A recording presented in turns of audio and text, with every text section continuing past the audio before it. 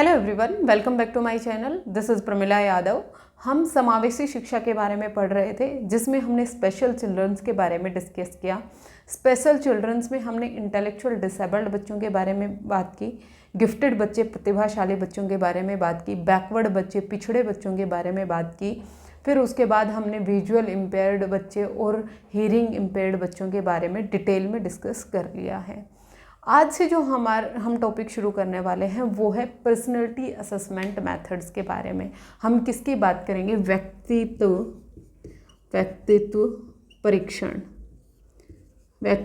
परीक्षण। हम पर्सनैलिटी की जो टाइप्स थे, पर्सनैलिटी की जितनी भी थ्योरीज थी वो डिस्कस कर चुके हैं, चाहे वो टाइप थ्योरी हो, चाहे वो ट्रेट थ्योरी हो, चाहे वो साइकोडायनामिक थ्योरी हो, वो सब हम डिस्कस कर चुके हैं। जो हमारे व्यक्तित्व के परीक्षण हैं वो रह गए थे।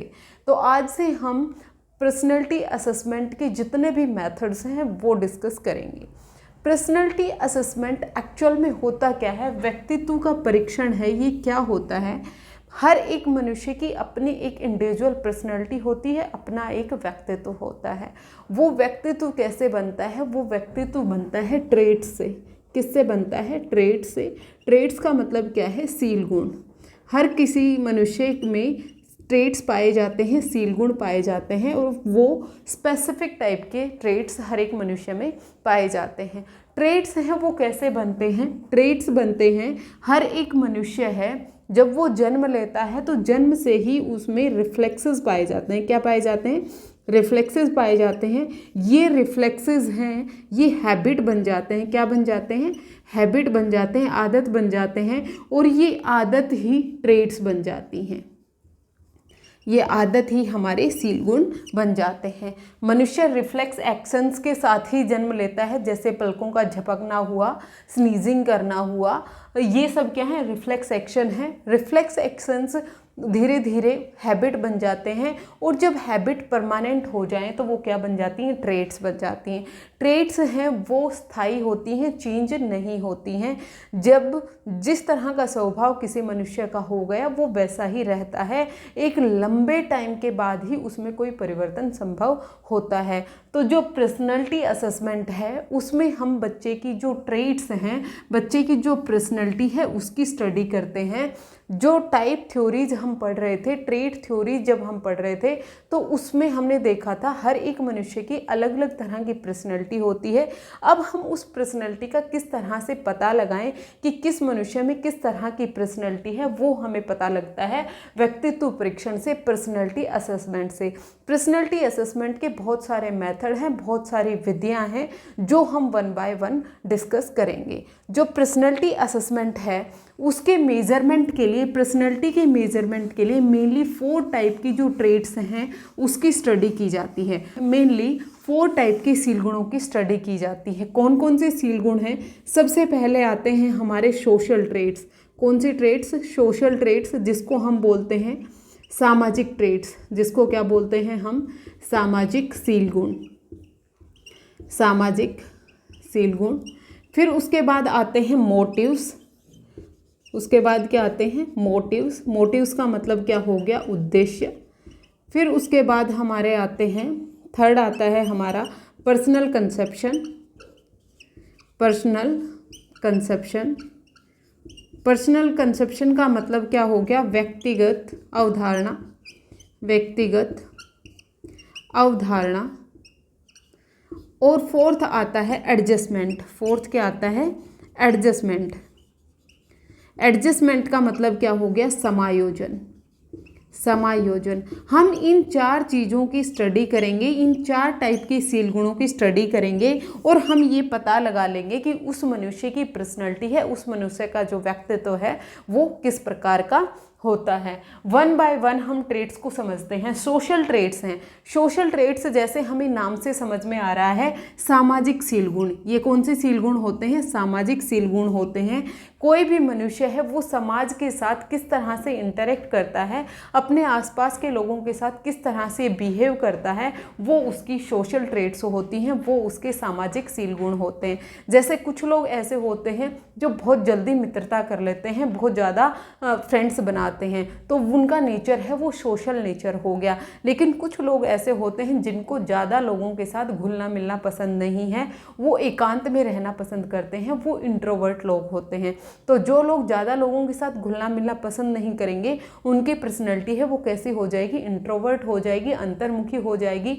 और जो लोग बहुत सारे लोगों के साथ मिलना जुलना पसंद करते हैं, वो किस में आ जाएंगे, एक्सट्रोवर्ट आ जाएंगे, बहिर्मुखी उनके व्यक्तित्व हो जाएगा। तो किस तरह के मनुष्य में सोशल ट्रेट हैं, किस तरह के सामाजिक सुशील गुण किसी मनुष्य में प्रेजेंट हैं, वो उससे हम उसकी पर्सनैलिटी का पता लगा सकते हैं। जो सोशल ट्रेट्स हैं इसमें क्या क्या आएंगी, इसमें आएगा फ्रेंडलीनेस, जो मित्रता हो गई, शाइनेस, ऑनेस्टी होगी, डोमिनेंस हो गया, प्रभुत्व हो गया। कुछ लोग ऐसे होते हैं जो हमेशा एक दूसरे को दबाने की कोशिश करते हैं, तो क्या वो डोमिनेट करता है। ये सब हम गुण देखेंगे किसमें, सामाजिक शील गुण में, सोशल ट्रेट्स में। होपफुली सोशल ट्रेट्स आपको क्लियर हो गई होगी। सोशल ट्रेट्स सामाजिक शील गुण हैं, वो मनुष्य के व्यक्तित्व को निर्धारित करने में हमारी मदद करते हैं। फिर उसके बाद हम बात करते हैं मोटिव। मोटिव कौन से हैं, क्या बोलते हैं, उद्देश्य बोलते हैं। देखिए मोटिव्स हैं वो मेनली 2 टाइप के होते हैं। 2 टाइप के मोटिव्स होते हैं, कौन कौन से, एक तो होते हैं बायोलॉजिकल मोटिव्स, और दूसरे होते हैं नॉन बायोलॉजिकल मोटिव्स।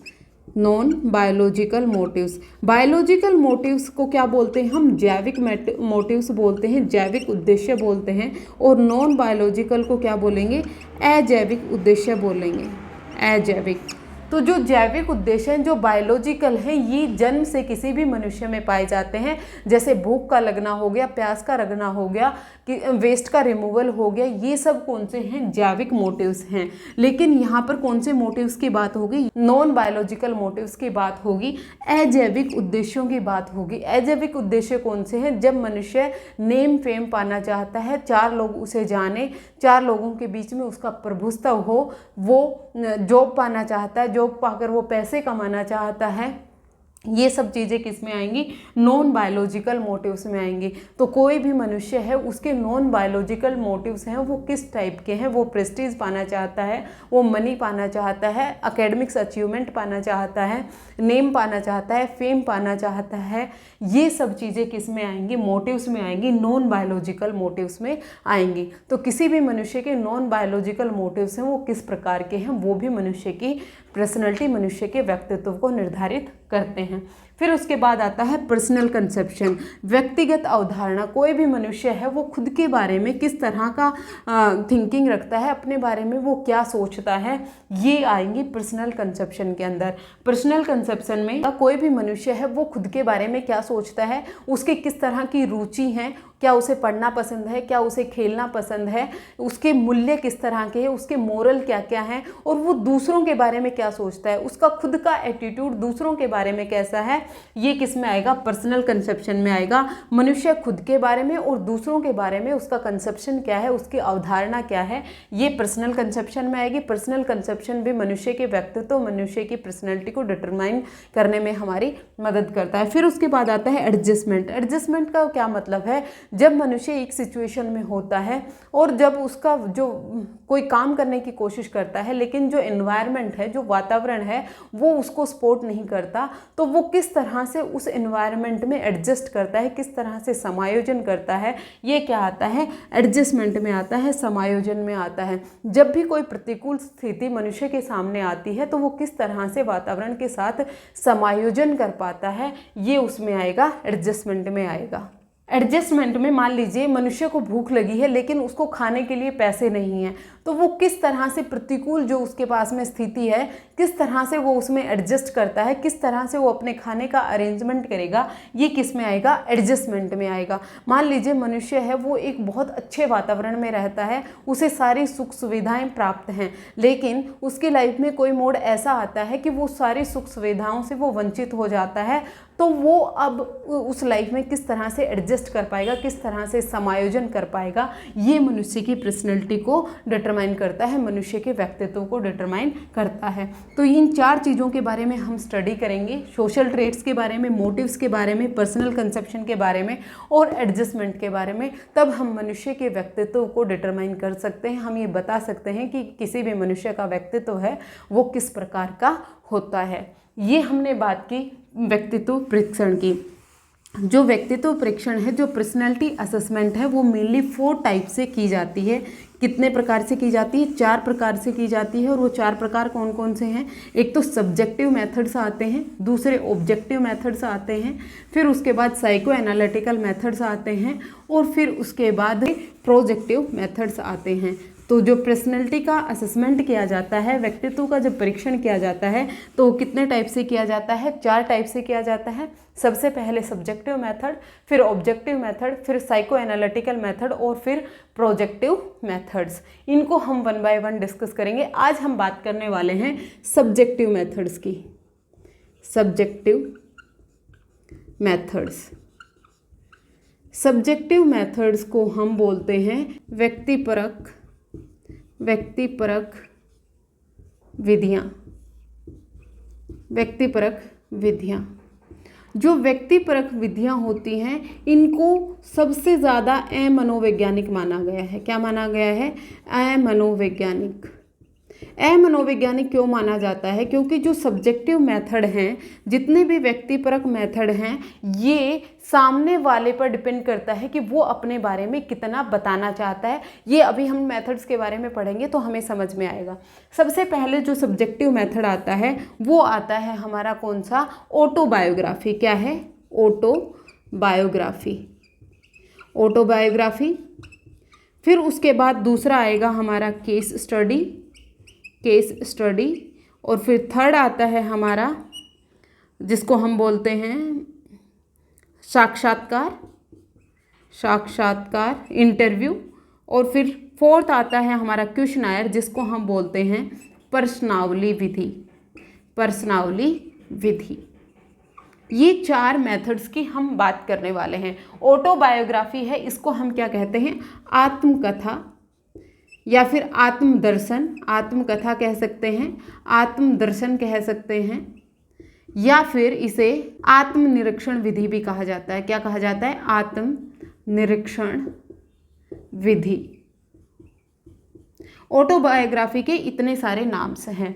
फिर उसके बाद केस स्टडी को हम जीवन इतिहास विधि भी कहते हैं। जीवन इतिहास विधि। ये 4 टाइप के सब्जेक्टिव मेथड्स हैं, जिनको हम 1 बाय 1 पढ़ने वाले हैं। जो ऑटोबायोग्राफी है, जो आत्मकथा है, इसके जो जनक हैं वो कौन हैं? विलियम वुंट और टिचनर। ये आपको याद रखना है, विलियम वुंट और टिचनर हैं, ये आत्मकथा विधि के फादर माने जाते हैं। और दर्शन में सबसे पहले जो प्रयोग इसका किया था, वो किसने किया था? जॉन लॉक ने किया था। जो केस स्टडी मेथड है, इसके जो फादर कहा गया, वो किसे कहा गया? टाइडमैन को कहा गया। टाइडमैन को इसका फादर कहा गया। फिर उसके बाद साक्षात्कार विधि, इंटरव्यू विधि है, इसके जनरली किसी को फादर नहीं माना गया है। और प्रश्नावली जो विधि है, इसके फादर माना गया है सुकरात को। सुकरात को प्रश्नावली विधि के जनक माना गया है। लेकिन सबसे पहले जो प्रयोग किया, वो किसने किया था? वुडवर्थ ने किया था। किसने किया था? वुडवर्थ ने किया था। तो ये आपको याद रखना है। जो ऑटोबायोग्राफी है, इसके जो फादर हैं, वो किसको कहा गया है? विलियम वुंट और टिचनर को कहा गया है। लेकिन दर्शन में सबसे पहले जो प्रयोग किया था, वो किसने किया था? जॉन लॉक ने किया था। फिर उसके बाद जो केस स्टडी है, जीवन इतिहास विधि है, इसके फादर किसे माना गया? टाइडमैन को माना गया। फिर उसके बाद जो प्रश्नावली विधि है, इसके जनक हैं सुकरात, लेकिन सबसे पहले प्रयोग किसने किया? वुडवर्थ ने किया। अब हम सबसे पहले बात करते हैं जो ऑटोबायोग्राफी है इस विधि की। ऑटोबायोग्राफी विधि को क्या कहते हैं? ऑटोबायोग्राफी विधि को हम आत्मकथा, आत्मनिरीक्षण, आत्मदर्शन सभी नामों से जानते हैं। आत्मकथा या आत्मदर्शन या आत्मनिरीक्षण, ऑटोबायोग्राफी। देखिए, ऑटोबायोग्राफी का मतलब, ऑटो का मतलब क्या हो गया? सेल्फ।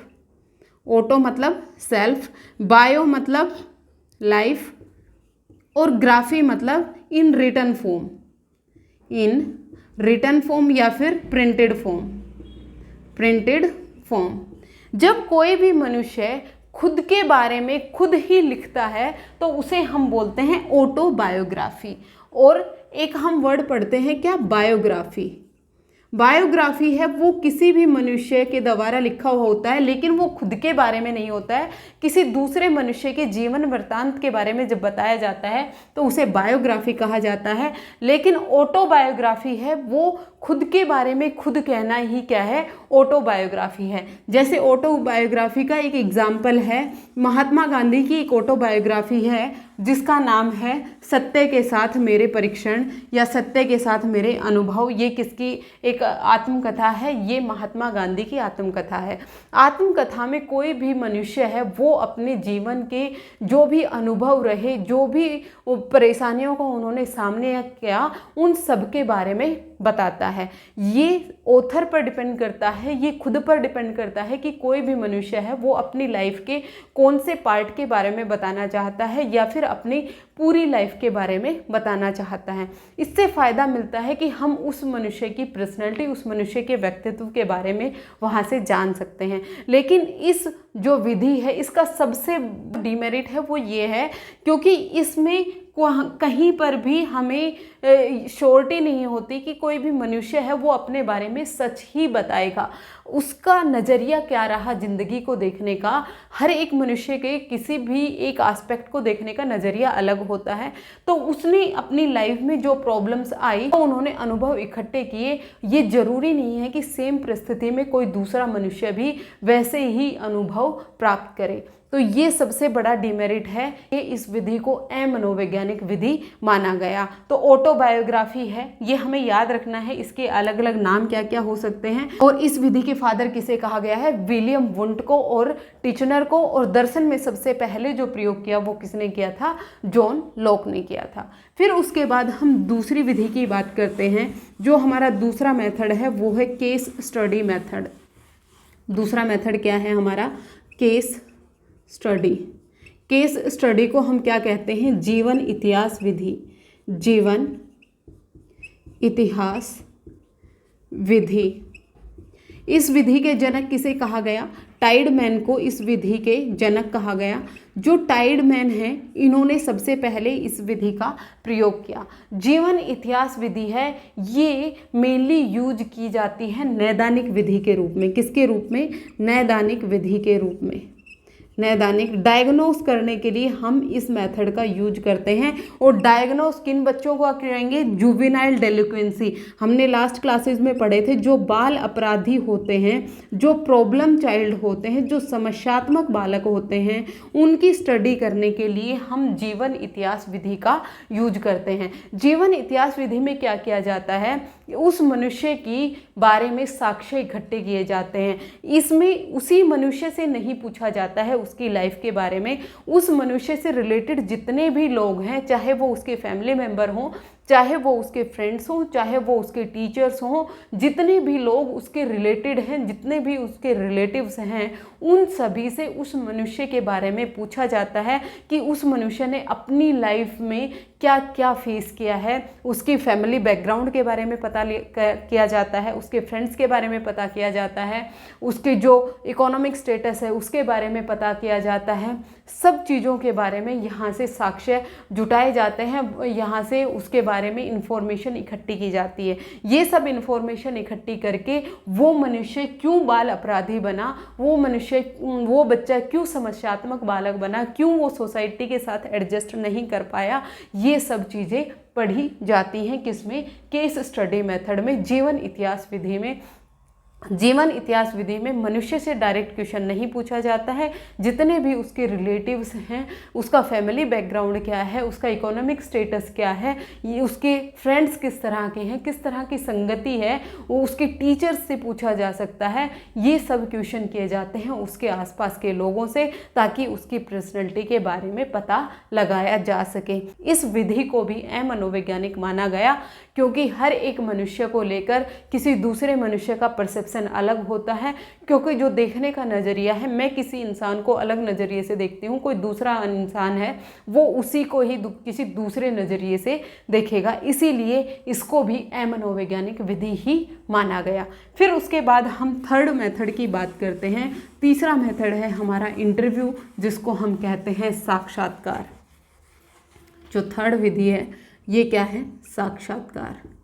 साक्षात्कार से हम सब वाकिफ़ हैं, इंटरव्यू से हम सब वाकिफ़ हैं। जहाँ पर भी आप जॉब लेने जाते हैं तब भी आपका इंटरव्यू लिया जाता है। इंटरव्यू किस लिए होता है? इंटरव्यू पर्सनैलिटी असेसमेंट के बारे में होता है। व्यक्तित्व, किसी भी व्यक्ति के व्यक्तित्व का परीक्षण करने के लिए साक्षात्कार लिया जाता है, इंटरव्यू लिया जाता है। इंटरव्यू में क्या किया जाता है? कोई भी एक मनुष्य जो ज़्यादा जानने वाला है, जिसको इंटरव्यू कहा जाता है, जिसको साक्षात्कारकर्ता कहा जाता है, वो साक्षात्कारदाता से क्वेश्चन पूछता है। उन दोनों में फॉर्मल वार्तालाप होता है, कन्वर्सेशन होता है। जब वो आपस में बात कर रहे होते हैं तो जो साक्षात्कार लेने वाला है, जो इंटरव्यू लेने वाला है, वो उस मनुष्य की पर्सनैलिटी का असेसमेंट कर रहा होता है, उसके व्यक्तित्व का परीक्षण कर रहा होता है। आजकल जो सबसे ज़्यादा यूज होती है वो ये विधि है, साक्षात्कार विधि है। साक्षात्कार हैं वो भी 2 टाइप के होते हैं, 2 तरह के साक्षात्कार हो सकते हैं। औपचारिक होता है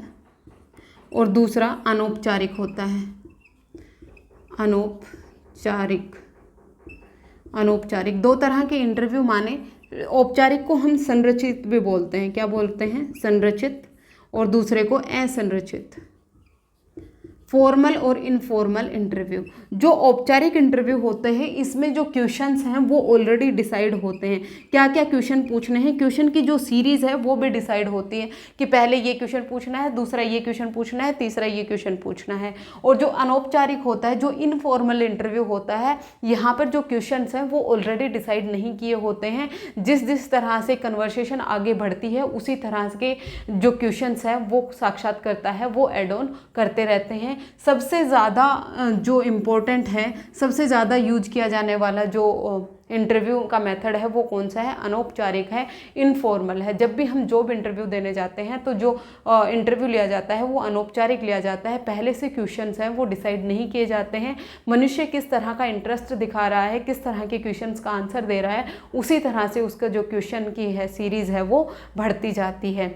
यहाँ पर जो अनौपचारिक है, यहाँ पर क्वेश्चन ऑलरेडी डिसाइड करे हुए होते हैं कि जो साक्षात्कार देने वाला है उससे कौन कौन से क्वेश्चन पूछने हैं। तो जो साक्षात्कार है वो क्वेश्चन करता है और क्वेश्चन का आंसर प्राप्त करता है। जिस तरह के उसे आंसर मिल रहा है उसी से वो व्यक्ति की व्यक्तित्व का निर्धारण करता है। सिर्फ और सिर्फ वो जो क्वेश्चन आंसर कर रहा है उसी से ही व्यक्ति के व्यक्तित्व का नहीं पता लगाता है। मनुष्य के फेस पर किस तरह के हाव भाव आ रहे हैं उनसे भी वो मनुष्य की पर्सनैलिटी के बारे में पता लगा सकता है। जैसे कि उसने कोई क्वेश्चन पूछा लेकिन अगर वो झूठ बोल रहा है तो वो उसके फेस एक्सप्रेशन से ये पता लगा लेगा कि ये क्या कर रहा है, ये झूठ बोल रहा है। जो इंटरव्यू है इसकी लिमिटेशन क्या होती है? क्योंकि जो इंटरव्यू लेने वाला है उसकी भी अपनी कोई सेल्फ कॉन्सेप्ट होता है, उसका भी अपना एक नज़रिया होता है। हो सकता है उसका जो नज़रिया हो, जिस तरह के इंटरव्यू वो ले रहा है सामने वाले की पर्सनैलिटी वैसी ना हो, तो वो क्या होता है वहाँ पर इंटरव्यू बायस होने के चांसेस भी होते हैं। जिस तरह की पर्सनैलिटी उसकी है वो उसी तरह का जो मनुष्य सामने पर्सनैलिटी वाला बैठा है वो उसी को सेलेक्ट करता है। यहाँ पर बायसनेस है वो हो सकती है, ये इसकी क्या है? लिमिटेशन है। इंटरव्यूअर उसके इंटरेस्ट के बारे में, उसकी प्रॉब्लम्स के बारे में जान रहा होता है तो इसको लेस वैलिड माना गया है, क्योंकि ये सब्जेक्टिव है, ये व्यक्तिपरक है। मनुष्य अपने बारे में कितना बताना चाहता है ये उस पर डिपेंड करता है, इसलिए इसको भी अमनोवैज्ञानिक विधि कहा गया है। जितने भी सब्जेक्टिव मेथड हैं इन सभी को अमनोवैज्ञानिक कहा गया है, ये मैंने आपको स्टार्टिंग में ही बता दिया था। अब जो फोर्थ है हमारा वो है प्रश्नावली विधि। क्या है? प्रश्नावली विधि। प्रश्नावली विधि को क्या बोला गया है? क्वेश्चनायर विधि बोला गया है। जो क्वेश्चनायर है इसमें क्या किया जाता है? एक सीरीज ऑफ क्वेश्चंस होते हैं, सीरीज ऑफ क्वेश्चंस की एक सीरीज होती है जिसमें आपको यस और नो में आंसर देना होता है। जैसे आपसे कोई भी क्वेश्चन पूछा उसमें आगे यस और नो का ऑप्शन होता है कि क्या आप ये करते हैं या फिर आप या नहीं करते हैं, या फिर ट्रू फॉल्स का ऑप्शन होता है। उससे हम मनुष्य की पर्सनैलिटी के बारे में पता लगा सकते हैं। जो प्रश्नावली विधि है सबसे पहले किसने यूज की थी? सुकरात को इनका जनक कहा गया है, सुकरात को फादर कहा गया है। लेकिन साइकोलॉजी में सबसे पहले किसने यूज की थी? वुडवर्थ ने यूज की थी।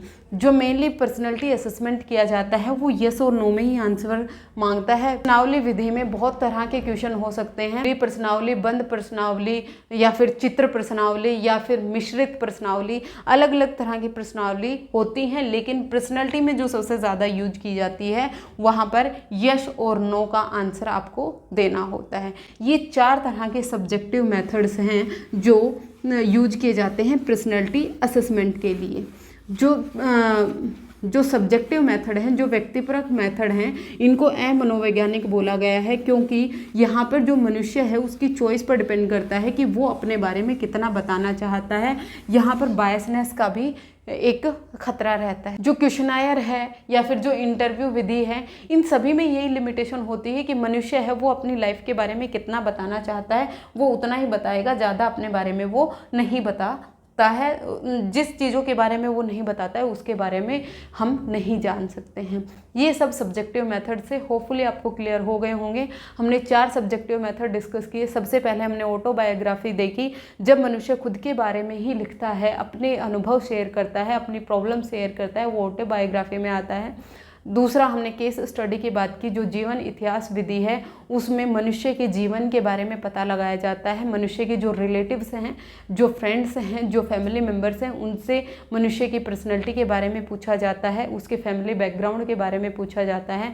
मेनली जो समस्यात्मक बालक होते हैं, जो जुवेनाइल डेलिक्वेंसी होते हैं, जो बाल अपराधी होते हैं, वो क्यों बाल अपराधी मिले, जो मल एडजस्टेड बच्चे होते हैं, जो सोसाइटी के साथ समायोजन नहीं कर पाते, इन सब बच्चों की स्टडी करने के लिए केस स्टडी का मेनली यूज किया जाता है। फिर उसके बाद इंटरव्यू है। इंटरव्यू 2 टाइप का होता है, औपचारिक, अनौपचारिक, जिसको स्ट्रक्चर्ड और अनस्ट्रक्चर्ड भी बोलते हैं। स्ट्रक्चर्ड में क्या होता है, पहले से डिसाइड किया हुआ होता है कि किस तरह के क्वेश्चन पूछे जाएंगे, और अनस्ट्रक्चर्ड इनफॉर्मल में ये डिसाइड नहीं होता है कि किस तरह के क्वेश्चन उसे पूछने हैं, ये इंटरव्यूअर पर डिपेंड करता है। फिर उसके बाद प्रश्नावली विधि होती है। प्रश्नावली विधि को क्वेश्चनायर विधि भी बोला जाता है, जिसमें क्वेश्चंस के आंसर दिए होते हैं। क्वेश्चंस हैं वो प्रिंटेड फॉर्म में होते हैं, उसमें येस और नो में आंसर हमें देके बताना होता है। ये 4 टाइप के सब्जेक्टिव मेथड्स का हमने आज डिस्कस किया है। होपफुली आपको ये सब क्लियर हो गया होगा। आज के लिए इतना ही, नेक्स्ट क्लास में फिर से मिलते हैं। Thank you very much.